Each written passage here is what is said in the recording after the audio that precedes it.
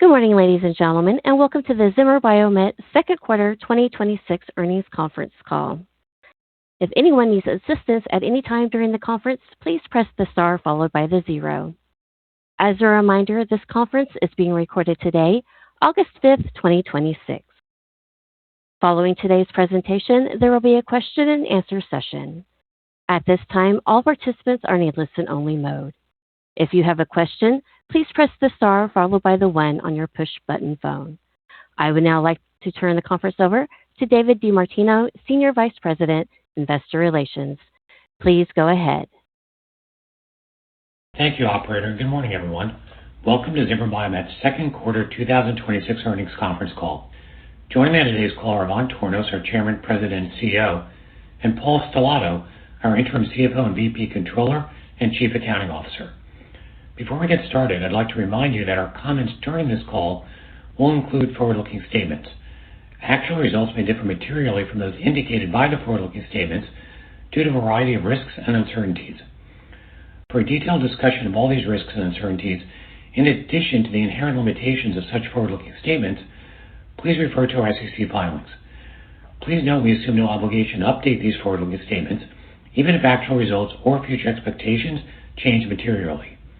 Additionally, the discussions on this call will include certain non-GAAP financial measures, some of which are forward-looking non-GAAP financial measures. Reconciliation on these measures to the most directly comparable GAAP financial measures and an explanation of our basis for calculating these measures is included within our second quarter earnings release, which can be found on our website, ZimmerBiomet.com. With that, I'll turn the call over to Ivan. Ivan? Thank you, David. Good morning, everyone, and thank you for joining today's call. I would like to start the way that I always do, with gratitude, thanking our Zimmer Biomet team members around the world. Thank you for your commitment, your resilience, and most importantly, your dedication to serving our customers and their patients each and every day. I'm truly grateful to have the opportunity to serve alongside you on this journey. Equally important, I'm beyond proud of the work that you do daily. During my prepared remarks this morning, I'm going to cover 3 things. First, I'll summarize our strong second quarter results. Second, I'll review our upgraded outlook for the year 2026. And then thirdly, I'll provide an update on our 3 strategic priorities, which remain unchanged. First, people and culture. Second, operational excellence. And third, innovation and diversification. To begin, we delivered second quarter net sales of $2.177 billion, which came in above our expectations, representing 4.8% growth on a reported basis and 4% growth on an organic constant currency basis. On an organic constant currency basis, we grew 4.6% in the U.S., while our international business grew 3.1%.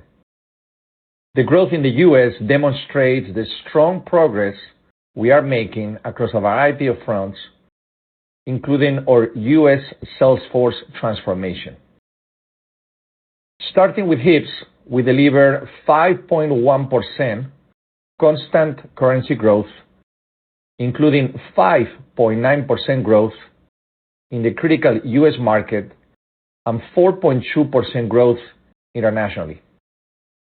In the U.S., our hip triple play continues to gain momentum, driven by the continued penetration of Z1, or triple taper hip stem, which now represents over 40% of our U.S. hip systems and will soon surpass 100,000 implants worldwide. Secondly, we've seen greater utilization of Zimmer, or surgical impactor, which is now used in over 25% of our U.S. primary hip cases. And thirdly, we have seen increased adoption of OrthoGrid, or AI-based navigation solution for direct anterior hip procedures. OrthoGrid had its strongest quarter to date, and the first half of 2026 saw as many cases as the entire full year 2025. We expect growth to accelerate in this platform in quarters to come. Outside the U.S., our iodine-coated hip launch in Japan is exceeding expectations, as we are seeing robust demand from both existing surgeons and competitive accounts. We expect this first-to-the-world technology to be a meaningful growth driver in the second half of the year 2026 and well beyond 2026. We're actively pursuing pathways to bring this game-changing technology to additional markets outside of Japan. Knees increased 0.1% in the quarter, with U.S. knee growth of 1.4%, offset by a 1.5% decline internationally, which was heavily impacted by China and core emerging markets. We continue to see traction with new product launches and are very confident that the specialization work being done in the U.S. and go-to-market changes in key OUS markets will lead to improved performance. SET grew 3.4% on an organic constant currency basis in the quarter, which was a 180 basis points acceleration from the first quarter of the year. In the U.S., we delivered mid-single-digit growth, and Paragon 28 sales increased mid-teens. This was driven by a differentiated and innovative product portfolio, strong execution, healthy market dynamics, and the successful integration of the acquisition.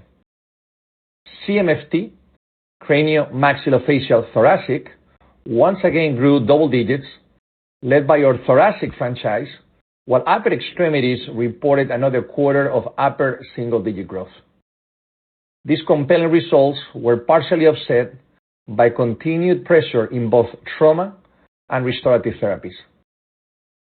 Technology and data, bone cement, and surgical grew 21.5%, demonstrating that our strategy of offering a comprehensive suite of customer-centric solutions is resonating with customers.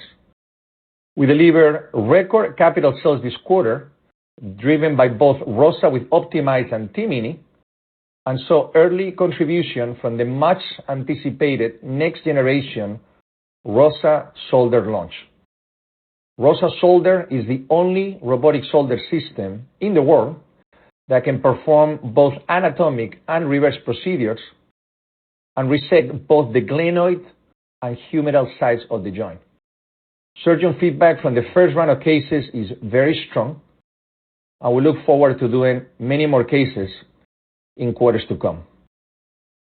U.S. technology sales grew over 50%, and we continue to have a very robust capital equipment pipeline, demonstrating surgeon enthusiasm for their differentiated product offerings and a healthy CapEx environment. Turning now to our outlook. With a strong first half, the transition to a dedicated and specialized U.S. sales channel progressing as planned, continued new product momentum, and healthy underlying markets, we are raising our full-year organic constant currency revenue guidance to 2.25% to 3.25% from the previous range of 1 to 3%. We are also increasing our adjusted earnings per share guidance to $8.47 to $8.59 from the previous guidance of $8.40 to $8.55. Paul will provide more detail in his prepared remarks. With that, let's turn to our three strategic priorities: people and culture, operational excellence, and innovation and diversification. First, in the area of people and culture, which is a key pillar of our strategy, we are doing great things. This is our top priority as a company, underpinning all that we do. And I love the fact that this is truly, and I mean truly, becoming a competitive advantage for Zimmer Biomet. Over the last year, we were recognized by leading global publications such as Time Magazine and Forbes as one of America's best companies. We're also highlighted by Fortune Magazine as one of America's most innovative companies, and we earn multiple Great Places to Work certifications and Best Workplaces awards all around the world. These recognitions not only cement our status as a best and preferred place to work, but they also help us recruit top performers in key roles while maintaining high engagement and low people turnover. Our people and culture first imperative extends to the acquisitions that we do. When we acquired Paragon 28 just over 12 months ago, our goal was to strike the right balance between integration and preserving the fast, agile, and entrepreneurial culture that had been central to the success of Paragon 28. More than a year after the close, Paragon 28 is growing mid-teens with commercial integration largely completed and negligible turnover among key team members. Paragon 28 now represents the template for future acquisitions as we identify a target that makes sense strategically and financially, accelerates our WAMGR, and creates a growth platform just like Paragon 28 has done for Zimmer Biomet. We have successfully brought Paragon 28 into the company, combining the best of both organizations, and we are now very confident of the capabilities in place to do future deals with similar dynamics to this one.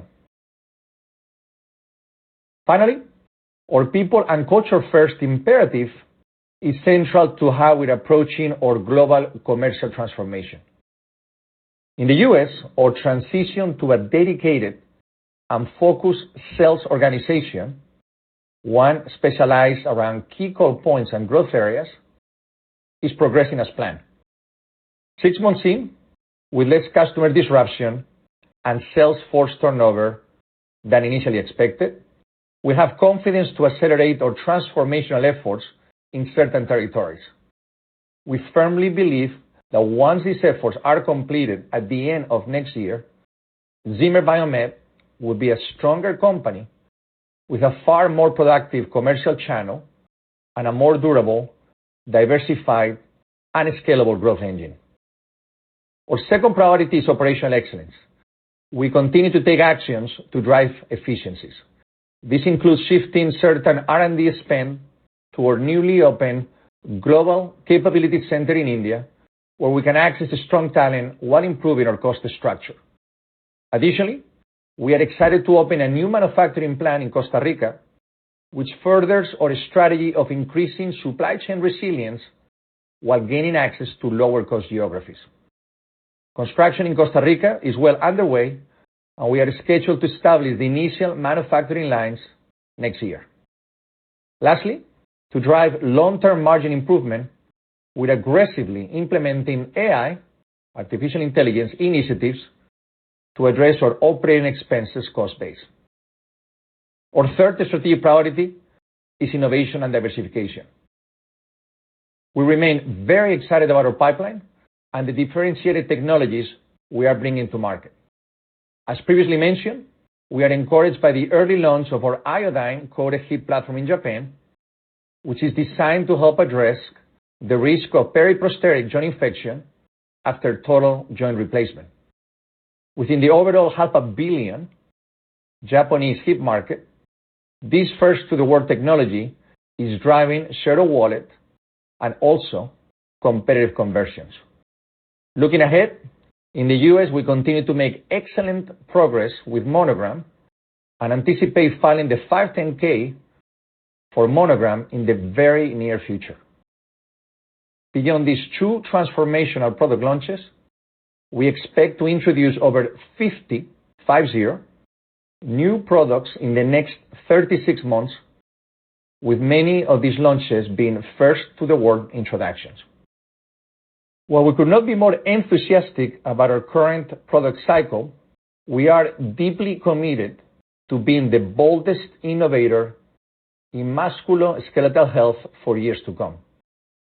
Our role as the exclusive orthopedic investor in the Mobility Revolution Fund, a musculoskeletal venture capital fund launched through a collaboration between Deerfield Management and the Hospital for Special Surgery in New York City, is an example of this commitment.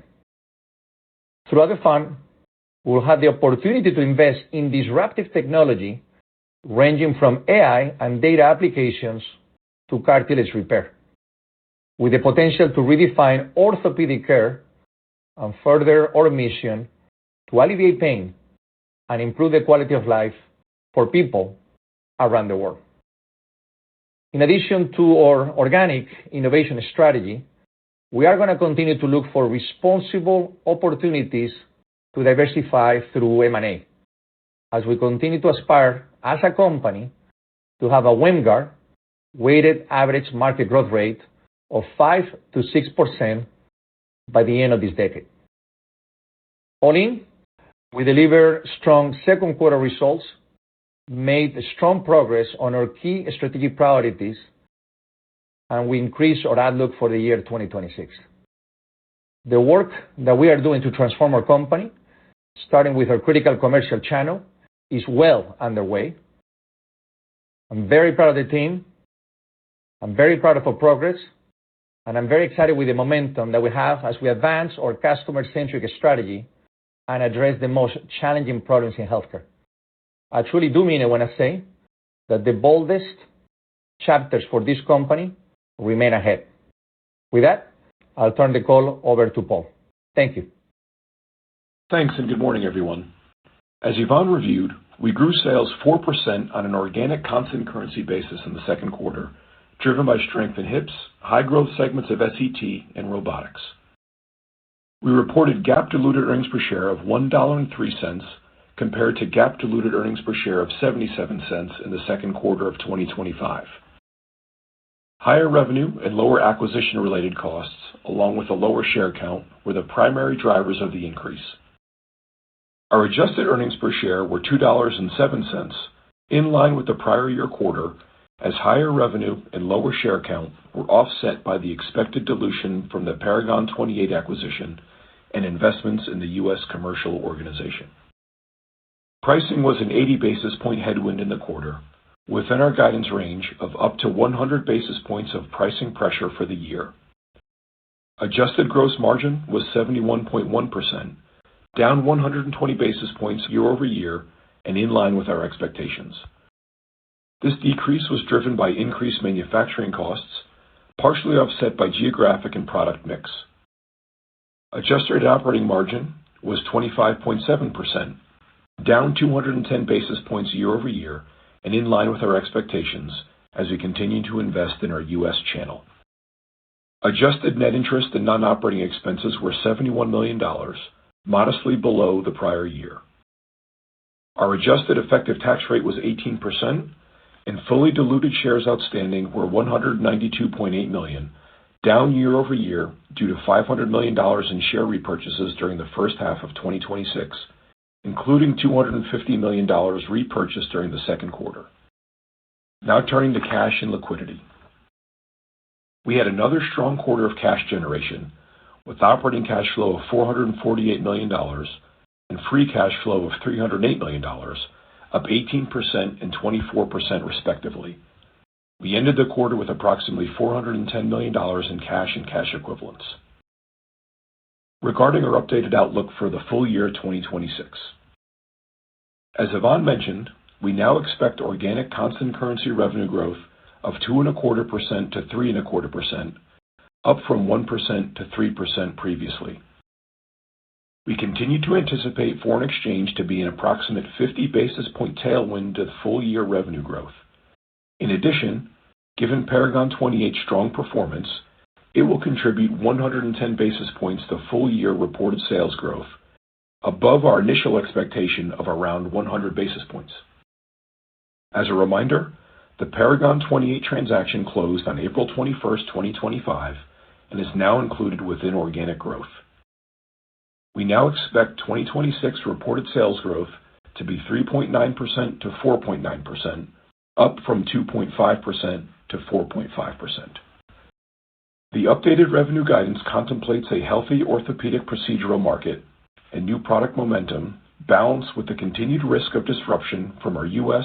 and international go-to-market changes and up to 100 basis points of pricing erosion. From a phasing perspective, We continue to anticipate third and fourth quarter constant currency growth rates to be consistent, while foreign exchange is expected to be a 50 basis point headwind in the third quarter. Shifting to the P&L, for the full year, we continue to expect gross margin to be around 71%, and we now forecast operating margins to decline a little more than 50 basis points, reflecting the aforementioned investments in our U.S. commercial organization. Within that, we anticipate third quarter operating margins to be down slightly on a sequential basis from the second quarter. Our assumptions for full-year net interest and other non-operating expense and tax rate remain unchanged at $295 million and 18% respectively. And as previously announced, we now plan to repurchase up to $1 billion of shares this year, an increase of $250 million from our initial expectation. As a result, we now anticipate having about 193 million fully diluted weighted average shares outstanding for 2026. Taking all of this into account, we are increasing our adjusted earnings per share expectations for the year to a range of $8.47 to $8.59 versus our prior guidance of $8.40 to $8.55. We continue to expect to grow free cash flow 9% to 11%. We remain focused on delivering solid results this year while continuing to position the company for long-term success. With that, I'll turn the call back over to David. Thank you, Paul. Operator, let's open up for questions. In order for us to take as many questions as possible, please limit yourself to one question. Operator, please go ahead. Thank you. If you are dialed in via the telephone and would like to ask a question, please signal by pressing star one on your telephone keypad.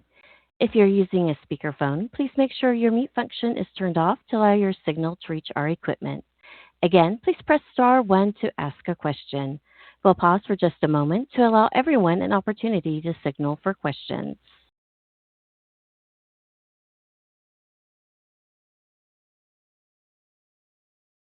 We'll go first to Rick Wise with Stifel. Thank you, and good morning, Yvonne. It's terrific to see all the positive progress and see the quarter's healthy beat and raise performance. Of course, I'm inclined to credit your Tornado Tour efforts as helping, in particular, the U.S. sales team get all jazzed up. But share with us, if you would, Yvonne, some more of your updated latest thoughts about the Salesforce transition. It seems to be going well, but maybe help us better understand what's left to do, the growth implications, since it seems to be going better than expected, but also maybe help us understand, it seems like you're making a deliberate choice to reinvest some of the sales outperformance, margin outperformance in higher SG&A spend. Is that a conscious decision? Is there something we need to understand better? And maybe just about the implications going forward in the second half and 2007. Thank you. Hey, thank you, Rick, and good morning. First and most important, I'm going to invite you to the next Tornado Tour. You're going to love it. 5 states in 5 days. Seeing countless reps, managers, and distributors. So giddy up because it's an intense week. I'll tell you, the Salesforce transition, the go-to-market changes are going better, if not much better than expected. And I think that's evidence in the numbers that we posted for the quarter. We deliver almost 6% growth in hips, 5.9%. Our technology business, we invested a lot, added a ton of reps in the channel, grew 53% in the quarter. When you look at SET, there is a lot to unpack in SET, as you know. But our shoulders business, or upper extremities business, delivered upper single-digit growth. Again, that's the outcome of the specialization changes that we're making. And we're growing across the board. Surgical had a great quarter. So again, across the board, the dedicated specialist structure is yielding results. 4.6% growth in the U.S. So you see that the changes that we're making are increasing productivity. The number of cases per week are increasing. And again, we're seeing the return on these investments. Beyond the financials, we look at all kinds of people metrics. Or attrition rates or people turnover rates are the lowest that we have seen in a while. And engagement is very high. We are on track to complete all of these by the end of 2027. So we're going at the right pace. We always say we're going to have 3 stages. The first one is done, which was the lower or lowest risk. We are now in the second stage, and we're taking our time to understand, what is the pace, what is the level of investment that we need to secure. And then quickly we're going to move into the third stage. And again, repeating myself, we'll be done with this project. We'll have a fully dedicated and specialized structure by the end of 2027. So everything is on track, and that's why you see us today raising our guidance. In terms of your second question, the SG&A question, look, we said from day one that we're not going to be penny wise and pound foolish. This is not a cost savings strategy, the go-to-market changes in the U.S. This is a growth strategy. We want to have the best sales force in orthopedics, and we're building just that. So to not be penny wise, pound foolish, we got retention agreements across the board. We locked in the top 6 independent distributors. We have added 200 tech reps, or we're adding 200 tech reps, probably midpoint into recruiting those 200 reps. We've invested heavily in sales excellence programs across the board. We got what we deem the best comp plan in orthopedics today, which is enabling us to recruit medtech top reps from across the board. Really excited about the people that we're bringing here. So that's why the SG&A is modestly up. We like this investment. We like these investments. We know that are going to help us go at pace, de-risking the go-to-market changes. And most importantly, we know that these investments in 26 are going to yield better results in 2027. So I love what we see, everything on track, and thank you for your question. Thank you. We'll go next to Larry Biegelsen with Wells Fargo. Good morning. Thanks for taking the question. Congrats on the nice quarter here. Ivan, the recon market question is coming, and you talked about healthy underlying trends. So, when we aggregate the data, it looks like the recon market did slow in the first half of 26. Looks like it slowed in the U.S. and outside of the U.S. So my question is, what do you attribute that to? And, there have been concerns about the ACA subsidies expiring and the Medicaid cuts. What are you assuming in the guidance? And I know you framed it as kind of low single-digit % of your U.S. procedures for both, the ACA exchanges and Medicaid, but that's still, call it in the aggregate, maybe 5%. If those declines, say 20%, it could still be a 1% headwind for you. So how are you thinking about this? Thank you.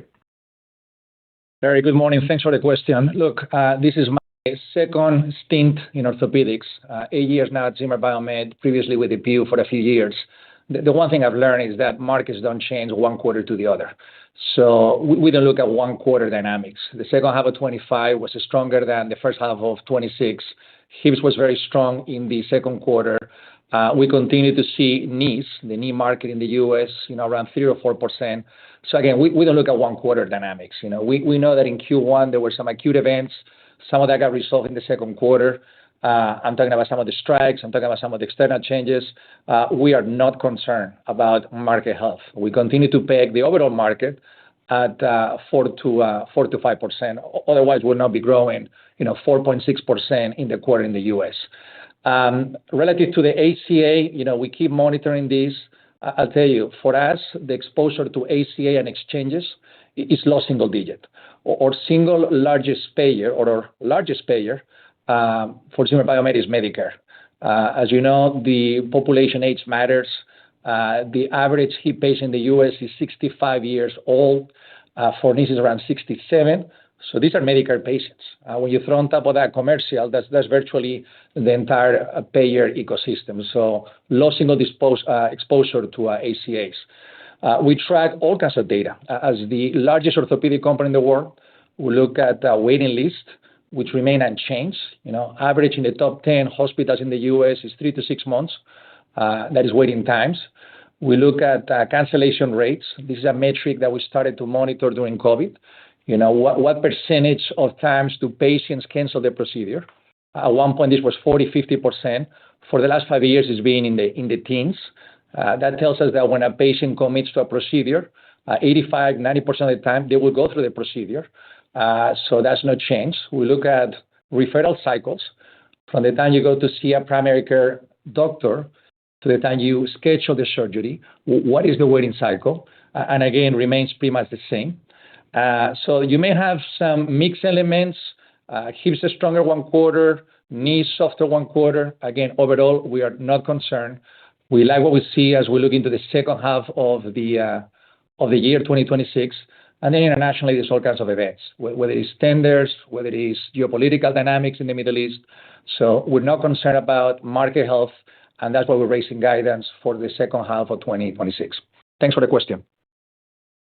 Thank you. We'll go next to Matthew Blackman with TD Cowen. Good morning, everybody. Can you hear me okay? Yes, we can, Matt. Great. Appreciate you taking the question. And Ivan, I just wanted to drill down a little bit on some of your latter comments in response to Larry's question, and specifically on the hip market. It was a noisy quarter in the hip market globally. Everyone's growth decelerated with the exception of Zimmer Biomet. So just sort of hoping to get your perspectives, first on the U.S. market, anything notable in terms of volumes or share or mix, and then OUS, obviously you got new products, particularly in Japan, and I appreciate that OUS is a lot of different geographies, but just help us understand the opportunity OUS for the Zimmer hip franchise and the health of key underlying markets there. Thanks so much. Thanks, Matt, for taking the time this morning. Well, let me just piggyback to that first comment that Zimmer Biomet did grow in the quarter. Again, I'll tell you, that tells you that it's all about execution. The markets are not a problem. The innovation story is compelling here. So as long as we continue to execute, our expectation is that we'll continue to deliver the performance that we can deliver. Relative to new products, hips, and the opportunity outside of the U.S. and here in the U.S., let's start with iodine. It's one of the most transformational products that this company has launched. Periprosthetic joint infections are the number one cause for readmissions. Infection is a multi-billion-dollar cost to all healthcare systems. Japan is the second largest market outside of the U.S., roughly $500 million in value, and the launch has gone much better than expected. Candidly, we're struggling to supply at the pace that we need to supply. The demand is very high. We expect to convert the lion's share of the entire market over to iodine-coated devices. We get a 40% premium every time that we move from non-iodine-coated hip to a coated hip. We are converting not just Zimmer Biomet customers, but also competitive accounts. So the launch is going really, really well. We are in active conversations with the FDA to understand the pathway to bring this to the U.S., and we got a pipeline of countries all over the world where we're going to be bringing this disruptive technology. Here in the U.S., look, we don't have iodine today, but we do have the hip triple play, what we call the hip triple play platform, Z1, Hammer or surgical impactor, and OrthoGrid. All three of them are taking market share. All three of them are going better than expected, and that's why we delivered 5.9% growth in hips in the U.S. This quarter. So that's on hips. I'm not going to ramble through the rest of the portfolio, but we like the innovation story. And again, I'll leave you with one word: execution. We got to execute better. That's why we're making the go-to-market changes, and then we'll be able to deliver quarters like this, if not much better than this. Thanks. Thanks, Matt. Yep. Thank you. We'll go next to Patrick Wood with UBS. Beautiful. Thanks, guys. Appreciate the question. Ivan, you obviously said there's a lot to unpack in SET, so I'd love to just drill into that a little bit better. Obviously a bit of a sequential acceleration on that side. I know there's a lot going on between, shoulder and sternal closure. So anything you can give us a sense for, what drove that acceleration, how you're thinking about that for the balance of the year and moving into 2027. Thanks. Hey, thanks, Patrick. We love this business. We delivered 4% plus in the U.S. We're slightly behind mid-single-digit growth globally in SET. Some timing with sports med that is going to move on to the second half. As you heard in my prepared remarks, Paragon 28 is growing close to 15%, or the upper extremities business growing strongly, close to upper, if not upper, actually upper single digit. Or the CMFT business is growing in the teens. I don't know how many quarters in a row. This is driven by our thoracic business. The opportunity here is $2 billion plus. when you move from wires to rigid fixation or from wires to rigid fixation for external closure. So it's a standard of care change. So again, CMFT growing in the teens, shoulders going upper single digit, Paragon 28, stellar growth at almost 15%. We expect bigger growth in the second half. So we like where we are with SCT. We do have two headwinds. We've been very candid about those two headwinds, those being trauma and restorative therapies. Actually, if you take those out, the U.S. growth would be solidly in the upper single digit year to date. So we're addressing the changes that we need to make in those two businesses, trauma and restorative therapies.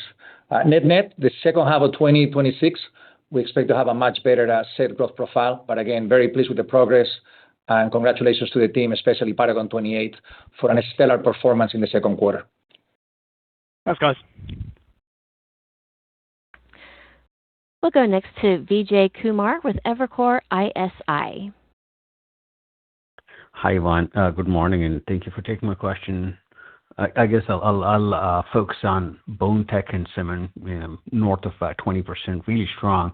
How much of this is being driven by Zimmer's tech strategy resonating in the marketplace versus any one-timers, right? Did you benefit from any bone cement competitors being off the market? If so, could that be a comp headwind when you think about 27? Thank you. Hey, thanks, Vijay. Look, there's a lot in this other category. I particularly don't love the name other for everything. The lion's share of the growth is technology. Technology in the U.S. grew 30% in Q1. In the second quarter, grew 53%. As we look at the second half of 2026, the pipeline technology, both in the U.S. and outside the U.S., is very strong. So I'll tell you, the lion's share of the growth is technology. Our bone cement business is a tiny fraction of that category. There were some one-time events in some international markets, but no, the growth here comes from technology, number one, and surgical. I referenced the surgical, the first quarter 2026 and the second quarter is been much stronger than in the past. That is part of our ASC strategy.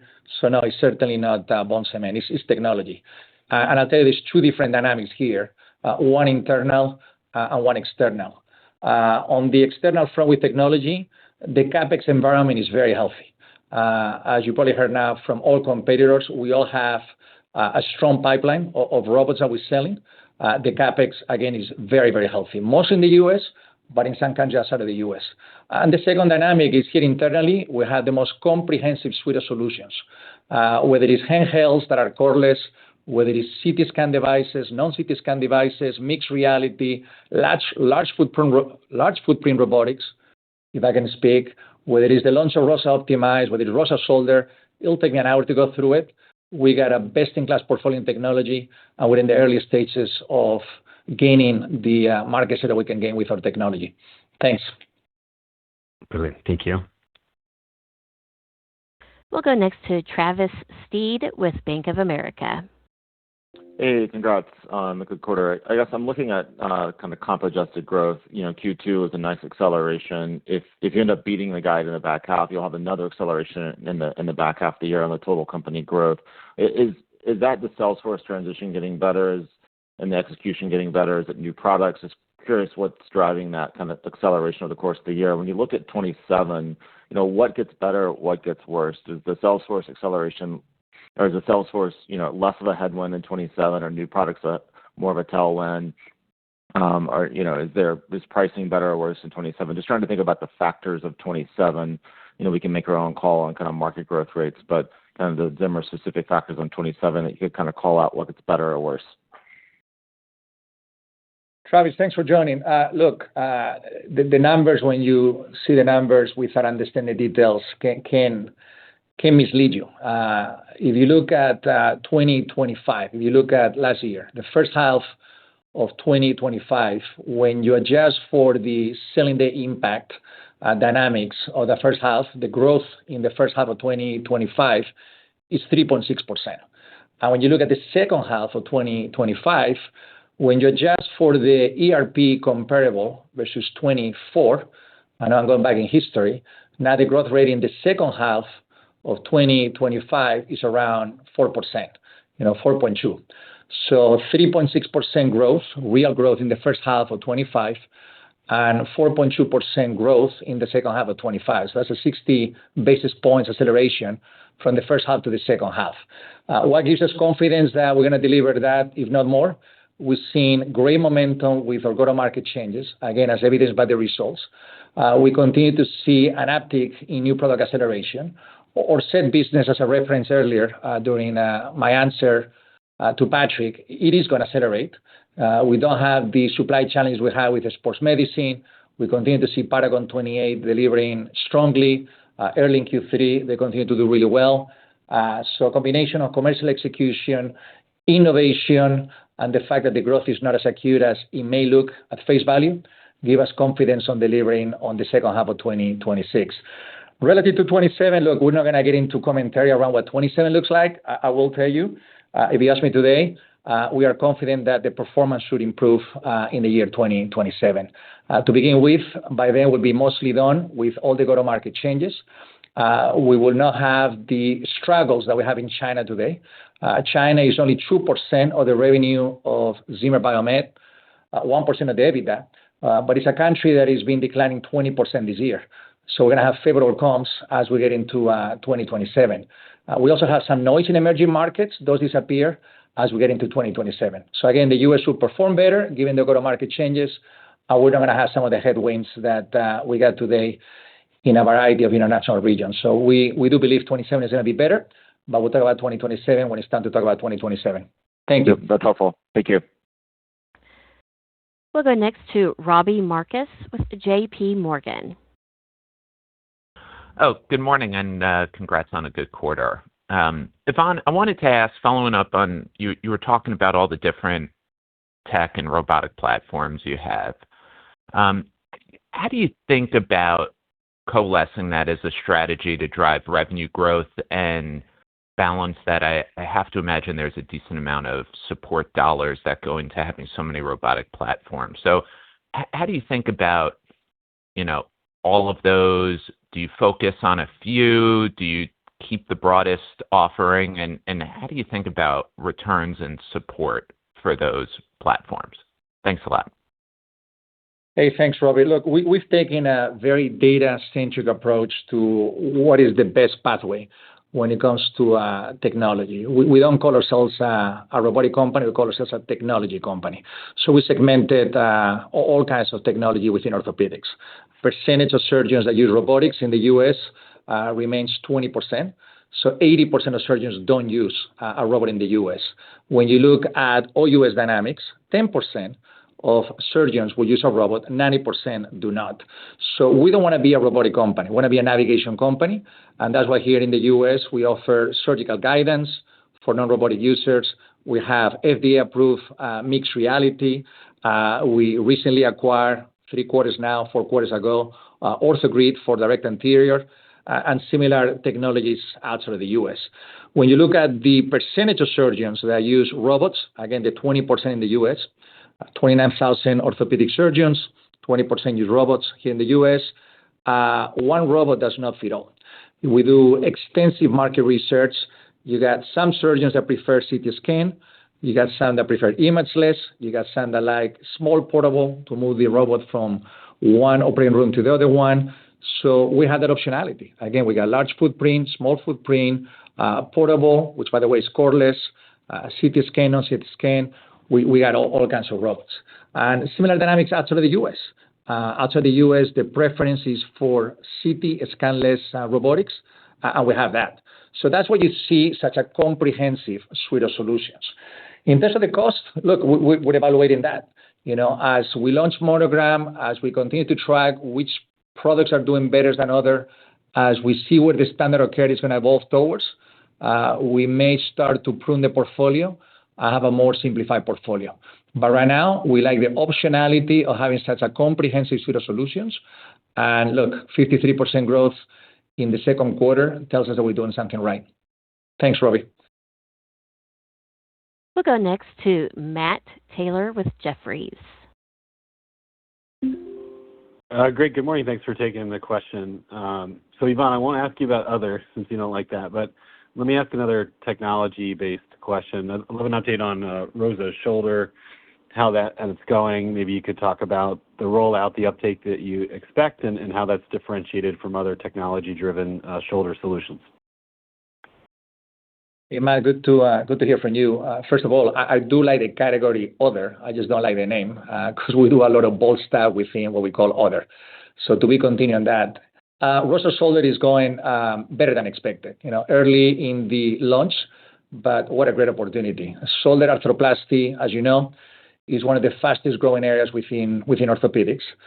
Today, only about 20% of doctors perform shoulder arthroplasties because it is a very difficult procedure.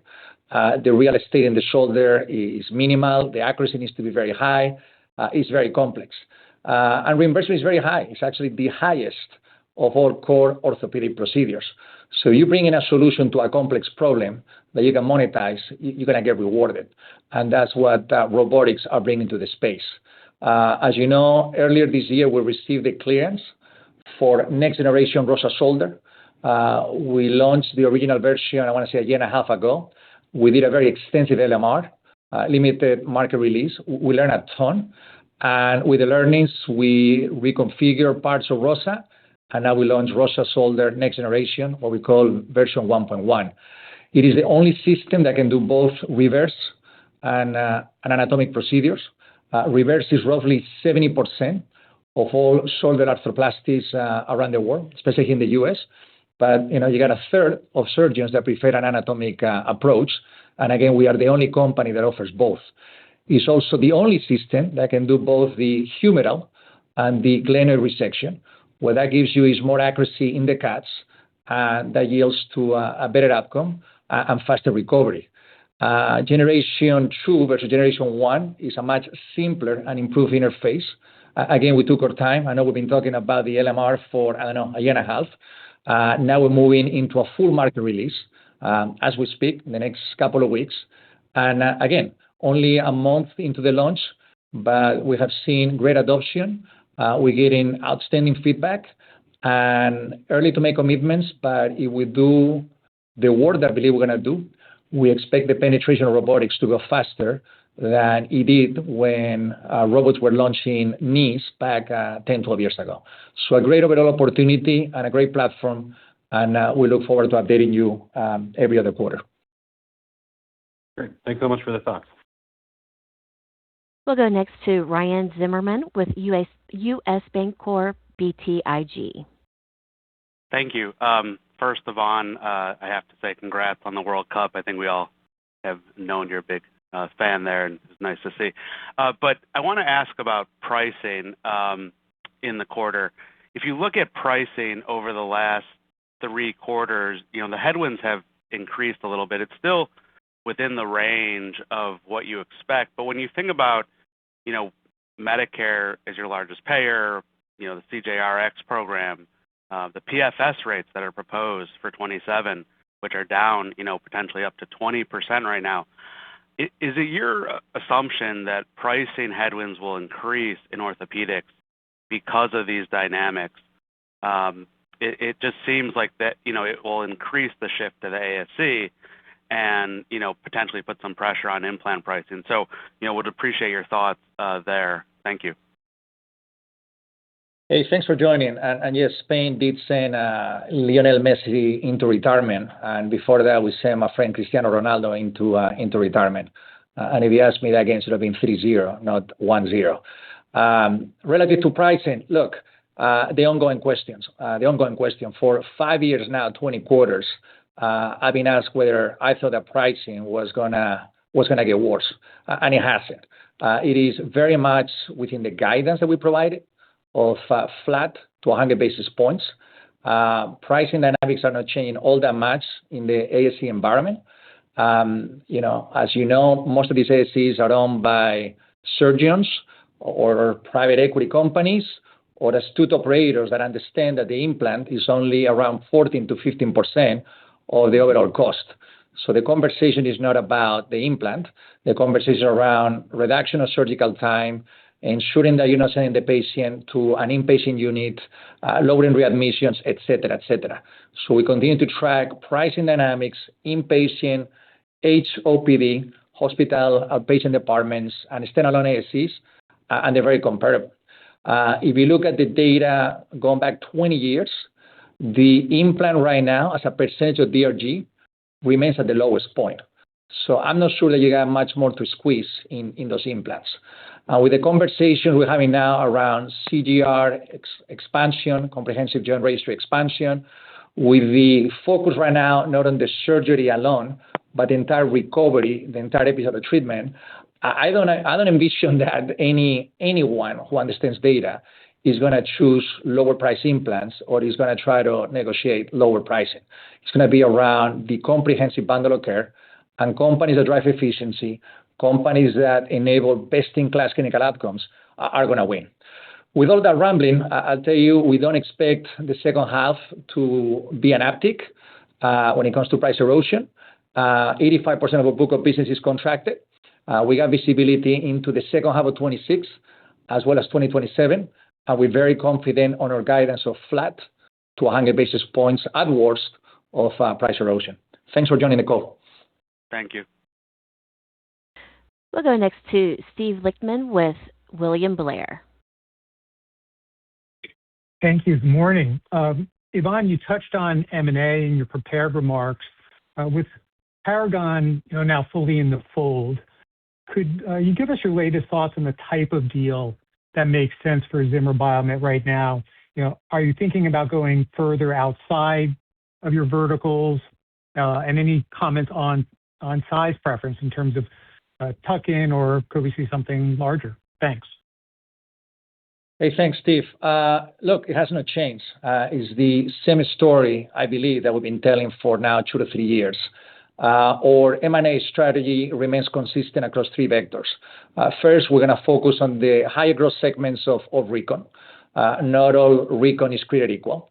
You got segments within recon that are higher growth, data, technology, infection, and that's why we have acquired companies like OrthoGrid, obviously Monogram, surgical impactors, and other data technology plays. So that's vector number 1. We will continue to invest in higher growth segments of recon, where we own the call point and where we are the leading company globally. The second vector is going to be higher growth areas within SCT. Again, foot and ankle, sports medicine, upper extremities, CMFT, and there's a lot of optionality there. We've done some deals there. You referenced Paragon 28, which is going great, but also Embody in sports medicine is going great, or acquisitions in CMFT are going much better than expected. That's why for, again, 5 years, CMFT has been growing strongly in the teens. So again, our second vector is going to be SCT. And then thirdly, at some point, we look at more adjacent areas to SCT. Are the businesses peripheral to neuro that we want to look into?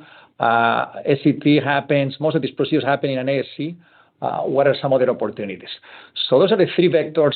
We're going to go at pace. We're going to be bold, as I tell my team, but not reckless. In terms of criteria, you called it. It's similar to Paragon 28. Up to $2 billion acquisition price, ideally. That's our zip code. Needless to say, whatever we acquire needs to be immediately accretive to revenue and WAMGR, or weighted average market growth rate. Similar to Paragon, it has to be EPS accretive by the second year. We're looking for a double-digit return on investment capital, or invested capital, ROIC, by the year 5. So we're going to take our time. We have an ambition to have a WAMGR of 5 to 6% by the end of the decade. That doesn't mean we need to buy our delta from 4.25 today to 6. It's a lot of organic work that we're doing to move into higher growth WAMGR environments from an R&D perspective.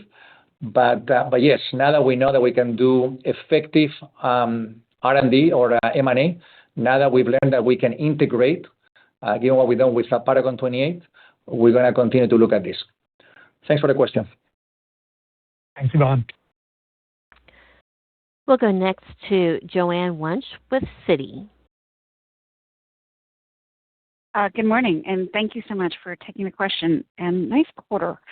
I'm a little curious how you're thinking about guidance philosophy and how you're thinking about the raise for the second half of the year, and as you think about setting 2027.